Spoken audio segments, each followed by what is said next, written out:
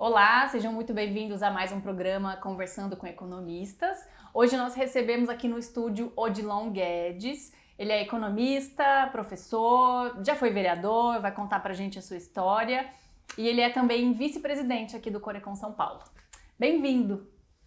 Tudo bem, Denise? Muito obrigada. Agradeço o convite. Prazer muito grande poder estar aqui falando com você e com nossos colegas, as economistas e os economistas. Obrigada, seja bem-vindo.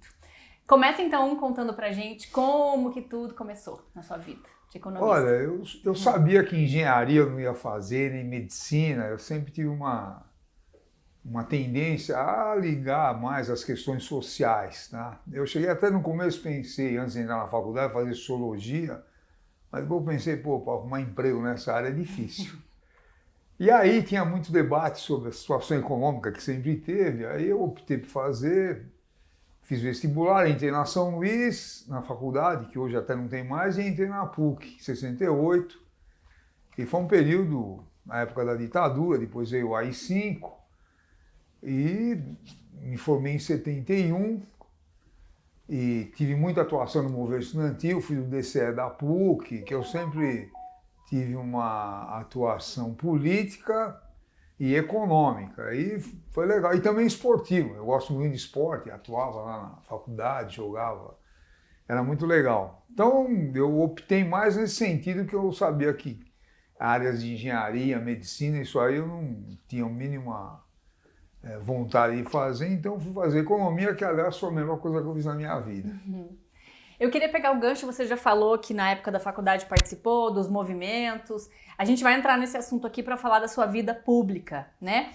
Mas antes de ser vereador e de ir para a vida pública, trabalhou em empresas? Eu me formei e aí eu fui trabalhar no GEGRAN, que naquela época você tinha ainda muita presença do Estado, planejamento. E o GEGRAN era o Grupo Executivo da Grande São Paulo, que fazia um planejamento para, acho que hoje 37 cidades da Grande São Paulo. Eu trabalhei lá, inclusive na área do orçamento, por um período que não foi muito longo. Aí eu saí, fui trabalhar com um amigo meu de infância, que tinha uma empresa, e ele estava numa situação muito difícil, tá? O pai dele morreu, ele não sabia muito bem como é que tocar o trabalho. Aí eu fui trabalhar com ele, foi uma experiência muito legal, consegui resolver os problemas da empresa, porque aí você começa a ver, se você tiver bom senso e o mínimo de base técnica, você resolve muitos problemas. Aí questões de custos administrativos, de vendas, que era uma empresa pequena, foi uma experiência legal também, não trabalhei nem um ano lá, porque deu para resolver tudo. Aí eu fui procurar emprego, fui trabalhar no Departamento de Águas e Energia Elétrica, que era um órgão. Existe ainda, mas, por exemplo, o DAE ele tem um papel fundamental na questão dos recursos hídricos, água subterrânea e etc. Inclusive, ele era o principal que detinha as ações da Sabesp, isso na década de 70, quando a Sabesp foi organizada. E também fui trabalhar na área de orçamento, lá de planejamento, foi uma experiência super legal. Eu fiquei lá grande parte da minha vida profissional. E aí, na década de 80, eu comecei a dar aula nas faculdades Oswaldo Cruz, depois na FAAP, no pós-graduação, que era, a FAAP tinha um curso que chama Gerente de Cidade, super legal, que era um pós-graduação lato sensu, e eu dava aula de orçamento público. Então, a minha trajetória, passei pelo setor privado, mas acabei ficando muito tempo na área pública e também na área acadêmica. E também, aí eu acabei fazendo mestrado, hoje eu sou mestre em economia pela PUC. E, por exemplo, na área acadêmica, eu fui professor convidado da GV, do curso de pós-graduação na área de políticas públicas, da USP Leste, a EASH lá, também na área de políticas públicas, e na FAP, no pós-graduação. Depois eu fui dar aula também na graduação e nas faculdades Oswaldo Cruz, eu estou lá há muito tempo. E dá aula até hoje? Eu dou aula na faculdade Oswaldo Cruz até hoje, já estou um pouco cansado, mas eu gosto de dar aula, então, e eu dou aula de economia do setor público. Vamos falar um pouquinho sobre isso, então. Você costuma falar, eu vou chamar de você, porque ele gosta, né, de ser chamado de você.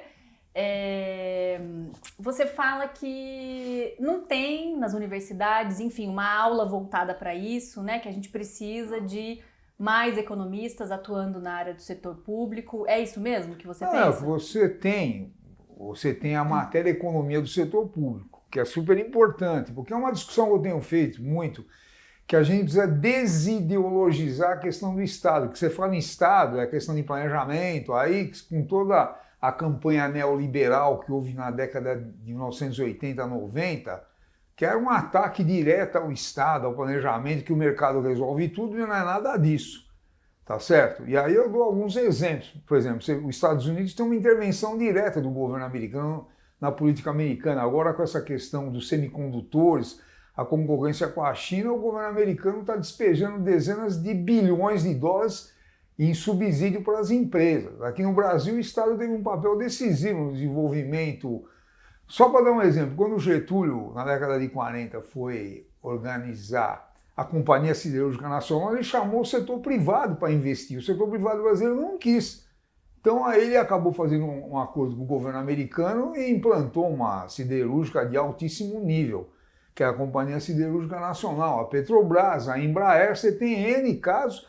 E, por exemplo, a Airbus, que hoje é a maior empresa do mundo, passou a Boeing, ela foi construída como uma estatal. Um acordo de alguns governos europeus para, inclusive, concorrer com a Boeing. Você pega a NASA, que botou o homem na Lua, o governo americano despejou dezenas de bilhões de dólares. Então, precisa acabar com essa conversa de que planejamento é coisa de esquerda, etc. O Estado tem um papel decisivo e continua tendo no Brasil e no mundo. Então, aí, por exemplo, o que eu discuto é que a maioria das faculdades formam economistas para o mercado e não para o setor privado. Desculpa, não para o setor público. Então você tem vários órgãos aí, o BNDES, Banco Central, Banco do Brasil, vários bancos e agências públicas que precisam de economista, que é quem tem formação de planejamento. E o que eu discuto é o seguinte: o orçamento público é muito pouco conhecido. Ninguém sabe nada, tá? Se você pega, e não é um povão, lideranças empresariais não sabem como é que funciona. Por isso que a gente está lançamos essa campanha aqui, que é importante a gente abordar, e isso veio muito da minha experiência pública, né? Que eu fui vereador na cidade de São Paulo por 2 legislaturas, eu era da Comissão de Finanças, de Orçamento, eu fiz um trabalho muito bom, eu tinha uma equipe de alto nível com economistas, a gente fiscalizou, até eu falo, recentemente, ano passado, o Maluf devolveu 240 milhões de reais para a cidade, e esse ano mais 80, que foi um trabalho que o meu gabinete fez, e eu que entrei no Ministério Público, tá certo? Com uma ação para o Ministério Público examinar se havia superfaturamento, e acabaram descobrindo, tá? Então eu fiscalizei o orçamento e também, como subprefeito, executei. E o meu mestrado é nessa área que eu tenho falado, é uma área decisiva para a sociedade brasileira. E, infelizmente, você conversa com qualquer pessoa, ela nem imagina quanto é que é o orçamento da cidade dela. E eu quero repetir, não é as pessoas do povo, são lideranças empresariais e trabalhadores, e que é uma questão central para a sociedade brasileira, o papel do Estado e do orçamento público. Vamos falar sobre a campanha? A campanha aí, que nós fizemos um folder aí. O Corecon São Paulo lançou o ano passado essa campanha, Orçamento Público e Transparência Popular. Odilon vai contar pra gente, a ideia é apresentar esse novo modelo de apresentação, né, das despesas e das receitas para as prefeituras. Conta pra gente, Odilon. A gente quer mobilizar, na verdade a ideia é chamar a atenção da sociedade, mas também dos economistas que podem atuar nessa área, como o Odilon disse. Então eles podem ajudar a gente a divulgar a campanha, apresentar esse novo modelo, e os economistas também podem trabalhar, né? Lógico. Veja, a grande questão é o seguinte: o orçamento público que a gente coloca no folder é o coração de qualquer governo, a nível federal, estadual, municipal. Porque todas as receitas públicas têm que estar registradas no orçamento. Você pega a receita municipal, IPTU, ITBI, ISS, transferências do Fundeb, do SUS, do Fundo de Participação dos Municípios, as transferências para investimento, está tudo no orçamento. E você não pode fazer nenhuma despesa pública se não tiver aprovado no orçamento. Então, ele é básico. E o Estado, no Brasil, tem um papel fundamental. Só para a gente lembrar. 83% de quem estuda no Brasil antes de entrar na universidade está em escola pública. 160 milhões de brasileiros não têm plano de saúde, depende do SUS. 95% da pesquisa no Brasil é feita por universidades públicas. Tá? Então, eu só estou dando alguns exemplos sem entrar na área de infraestrutura, etc. Então, o Estado é fundamental. E o Estado tem que ter o orçamento federal, estadual e municipal. E como eu já relatei aqui, as pessoas não conhecem o orçamento, isso é falta de cidadania, porque somos nós que pagamos impostos, tá certo? Então, quando eu deixei de ser vereador, eu sempre me interessei em divulgar essa questão, e agora na atual gestão do Conselho nós propusemos essa campanha Orçamento Público e Transparência Popular, porque é o seguinte, primeiro, se você for procurar o orçamento no site da prefeitura, você tem que ficar garimpando para saber onde é que ele está. Quem não tem uma facilidade de acesso a isso não vai achar. E se achar, não vai entender o que está escrito. Porque é uma coisa muito técnica, tá certo?